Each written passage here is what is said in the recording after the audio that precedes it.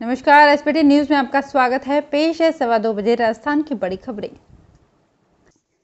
देश की राजधानी दिल्ली में कोरोना वायरस के संक्रमण के चलते हालात लगातार बदतर होते जा रहे हैं। इस बीच मुख्यमंत्री अरविंद केजरीवाल ने 6 दिन के छोटे लॉकडाउन का ऐलान कर दिया है। ये लॉकडाउन आज रात 10 बजे से अगले सोमवार की सुबह 5 बजे तक 6 दिन के लिए लगाया गया है। कोरोना की दूसरी लहर के चलते प्राइवेट स्कूलों में निःशुल्क प्रवेश की प्रक्रिया में भी देरी हो रही है। 16 अप्रैल से शुरू होने वाले निःशुल्क प्रवेश के लिए आवेदन की प्रक्रिया को स्थगित कर दिया गया है। वर्तमान में स्कूल बंद होने से शिक्षा विभाग ने आरटीई टाइम फ्रेम में बदलाव किया है। नए टाइम फ्रेम के मुताबिक प्राइवेट स्कूलों में निःशुल्क प्रवेश के आवेदन अब 10 मई से शुरू होंगे। 31 मई तक पेरेंट्स ऑनलाइन आवेदन कर सकेंगे।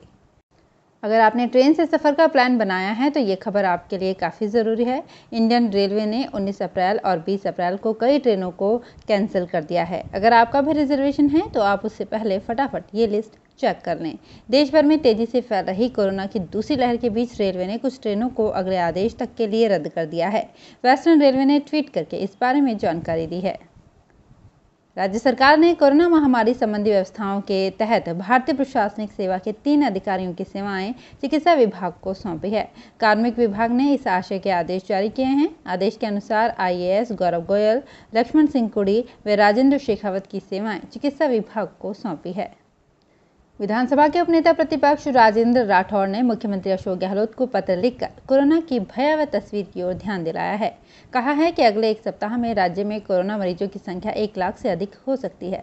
राज्य में 22,000 बेड ही राज्य के अस्पतालों में हैं। ऐसे में 25,000 बेड कम पड़ जाएंगे, जिसे तुरंत बढ़ाने की जरूरत है। इसके लिए निजी अस्पताल, धर्मशाला, होटल और अन्य संस्थाओं को सरकार चिन्हित करने का काम करे। इसके लिए राज्य सरकार की ओर से तुरंत आपात एक्शन प्लान बनना चाहिए। कोरोना संक्रमण की छाया सहाड़ा विधानसभा क्षेत्र के उपचुनाव में नजर आई। वर्ष 2018 के विधानसभा चुनाव के मुकाबले इस बार 17% मतदान कम हुआ। राजनीतिक गलियारे की नजर अब 2 मई को होने वाली मतगणना पर टिक गई है। यहां भाजपा व कांग्रेस समेत कुल 8 प्रत्याशी चुनावी मैदान में हैं। सुबह 7 बजे से शाम के 6 बजे तक निर्धारित समय समाप्त होने तक यहाँ कुल 56.56% मतदान हुआ। दिसंबर 2018 में हुए चुनाव में यहाँ 73.55% मत पड़े थे। सत्ता परिवर्तन के बाद राज्य में आईएएस अफसरों के खूब तबादले हुए हैं। कांग्रेस सरकार के 29 महीने के कार्यकाल में 50 से ज़्यादा बार छोटे बड़े तबादले आदेश जारी हुए। कई अफसरों को 6 बार इधर उधर किया गया। मुख्यमंत्री कार्यालय के कुछ अफसरों के अलावा नवीन महाजन और अरविंद पोसवाल ही 2 ऐसे आईएएस अफसर रहे जिनकी राज्य सरकार से केमिस्ट्री अच्छी रही। पहली बार लगाने के बाद दोनों को छेड़ा नहीं गया। शुक्र का तारा अस्त होने के कारण बंद पड़े शादी ब्याह अब फिर से 21 अप्रैल से प्रारंभ हो जाएंगे। 21 अप्रैल को रामनवमी का अबूझ सावा रहेगा। इसके बाद क्रमवार चलते हुए शादी ब्याह 18 जुलाई के, भरलिया नवमी के 18 जुलाई के सावे के बाद 20 जुलाई से देवशयनी एकादशी से फिर से बंद हो जाएंगे। पंचशील विशाल नगर के पंडित विष्णु दाधीच ने बताया कि शुक्र का तारा अस्त होने के कारण वैवाहिक कार्य बंद थे। अलवर पुलिस की ओर से मोटर व्हीकल एक्ट में जब्त किए गए वाहन न्यायाधीश के फर्जी दस्तखतों से छुड़वाने का सनसनीखेज मामला सामने आया है। इसमें कई कर्मचारी शामिल हैं। पुलिस ने मामले में अदालत के एक सहायक कर्मचारी 42 साल के इंद्र प्रकाश तिवारी को गिरफ्तार किया है।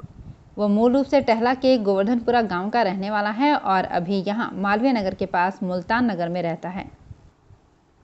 प्रदेश भर में कोरोना संक्रमण की दूसरी वेव बढ़ती जा रही है। रविवार को जोधपुर जिले में 1695, कोटा में 1116 और उदयपुर में 1001 कोरोना के नए केस सामने आए हैं। कोटा में हालात पूरी तरह से अनकंट्रोल हो चुके हैं। रविवार को 2 अनचाहे रिकॉर्ड बने। पहला, जिले में 1116 नए कोरोना पॉजिटिव मिले, जो अब तक एक दिन में मिलने वाले मरीजों की सर्वाधिक संख्या है। दूसरा, 13 मरीजों की मौत हो गई। अब तक कोटा में एक दिन में इतने ज़्यादा मरीजों की मौत नहीं हुई थी। उदयपुर में कोरोना के बढ़ते संक्रमण के बीच ऑक्सीजन की कमी पूरी करने के लिए अब इंडस्ट्रियल एरिया से ऑक्सीजन सिलेंडर जुटाने का कार्य शुरू किया गया है। जिला कलेक्टर ने अस्पतालों में ऑक्सीजन की पर्याप्त स्थिति रखने के लिए उदयपुर यूआईटी को ये जिम्मेदारी, जिस पर यूआईटी की टीमों ने रविवार को मादड़ी इंडस्ट्रियल एरिया में ऑक्सीजन सिलेंडर जुटाए और बदले में उनको पर्ची दी गई ताकि स्थितियाँ ठीक होने पर बाद में उनको वापस लौटाया जा सके। लॉकडाउन को लेकर नई गाइडलाइन आने के कुछ घंटों के बाद ही अब हंगामा मच गया है। दरअसल आने वाले 8 से 10 दिनों में प्रदेश भर में हजारों सावे और शादियां हैं। शादियों से पहले जेवर और कपड़ों को लेकर एडवांस पेमेंट करने वाले लोग अपने जेवर और कपड़ों की डिलीवरी लेना चाहते हैं, लेकिन गाइडलाइन के अनुसार जेवर और कपड़ों की दुकानें बंद कर दी गई है। ऐसे में अब सावे और शादी वाले परिवारों में हंगामा मचा हुआ है। तो फिलहाल इस बुलेटिन में इतना ही। फिर हाजिर होंगे कुछ और बड़ी खबरों के साथ। एसबीटी न्यूज़ के और भी वीडियोस को देखने के लिए हमारे चैनल को सब्सक्राइब करें और नोटिफिकेशन पाने के लिए बेल आइकन को प्रेस करें।